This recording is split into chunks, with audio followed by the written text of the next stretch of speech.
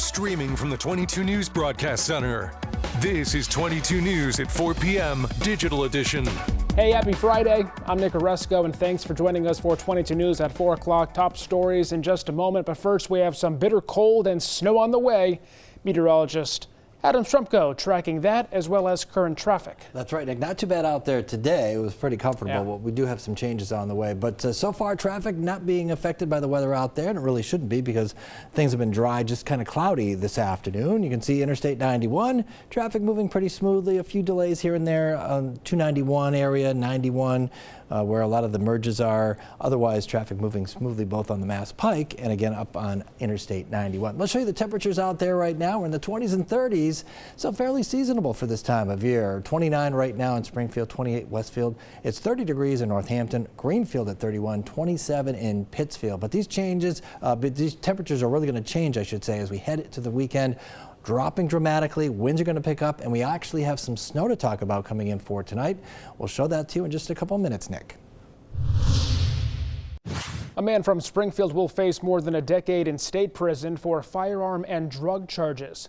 39-year-old Michael Raouz was convicted in January of trafficking large quantities of cocaine and fentanyl and various gun charges stemming from a previous motor vehicle stop. He was sentenced on Wednesday and will serve up to 18 years in state prison. The Northwestern DA's office says his sentence was enhanced by his record of multiple crimes, which includes a 2009 conviction for manslaughter.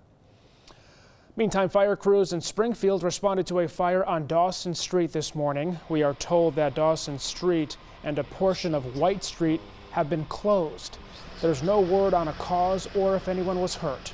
We'll continue to provide updates as soon as we get them. The U.S. military carried out another deadly strike on a vessel accused of trafficking drugs in the eastern Pacific Ocean Thursday. U.S. Southern Command said on social media that the boat was traveling along known narco-trafficking routes in the eastern Pacific and was engaged in narco-trafficking operations. A video linked to the post shows a boat moving through the water before exploding, there it is, in flames. 2 people died in that strike, the latest in a series of boat attacks that began in September. This attack raises the death toll from the Trump administration's strikes on alleged drug boats to 128 people.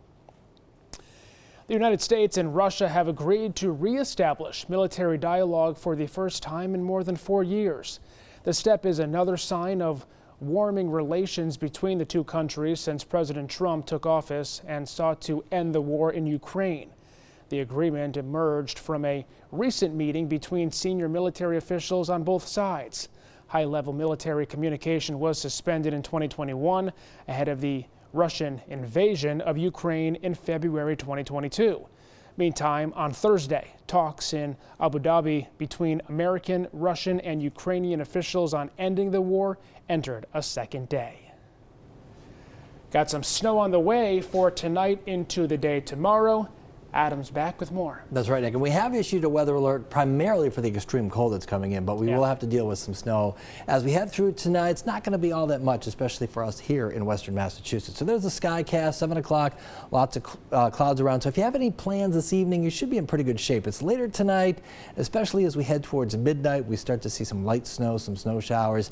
That's going to be with us through the overnight. So you can see at 3 o'clock, it gets a little bit steadier, but it's mainly light overnight. Then tomorrow morning, you see this line, darker blues, indicating some heavier snow showers, maybe even some snow squalls. This is the leading edge of some much colder air that's going to be working in. We're going to see temperatures tomorrow getting up into the 20s early in the morning, but after this band of snow comes in, the temperatures drop and the winds will really pick up. But we're going to continue the chance for some snow showers and flurries through the afternoon on Saturday. There we are at 10 a.m. You can see some of those snow showers, and there we are in the afternoon hours. Some flurries and snow showers continue. It's tomorrow night that we start to see the clouds break up and skies will start to clear out, but the winds are going to continue to pick up. Temperatures really dropping off. Actually, air temperatures down below zero, but the wind chill will make it feel like it's 25 to 35 degrees below zero Saturday night through the day on Sunday, especially in the morning hours. You can see at 7 o'clock we're clearing out Sunday morning, but we're going to continue to deal with those winds throughout the day, even though we'll have plenty of sunshine, Nick.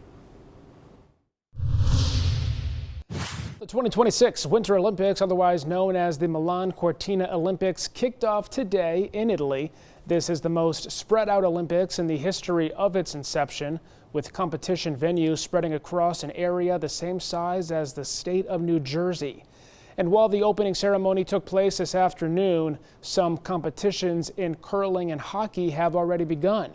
If you missed the ceremony, you can watch it prime time coverage tonight at 8 o'clock on 22 News. And ahead of the Super Bowl, a pair of Patriots coaches won big at the NFL Honors last night. Head coach Mike Vrabel took home Coach of the Year for the second time in his career, while his offensive coordinator Josh McDaniels won Assistant Coach of the Year, becoming the first Patriots assistant to do so. Drake May finished second in MVP voting. He came up 2 votes shy of winner Matthew Stafford. And rookie running back Trevion Henderson came in third for Offensive Rookie of the Year.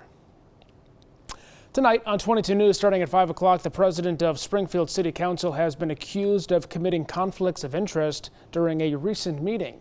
We'll have the city's response.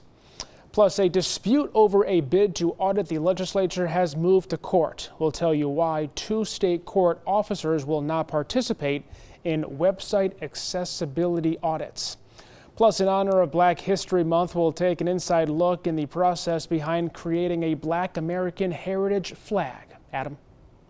Well, Nick, so far so good on this Friday afternoon, and as we head into the evening hours, traffic moving pretty smoothly. Interstate 91 on the Mass Pike. You do see some slowdowns in 91 in the Springfield area, 291 area. Some slowdowns. It looks like Route 20 out towards Wilbraham. You may have some backups there, and Route 20 going into Westfield as well. But overall, traffic moving pretty smoothly on this Friday afternoon, Nick.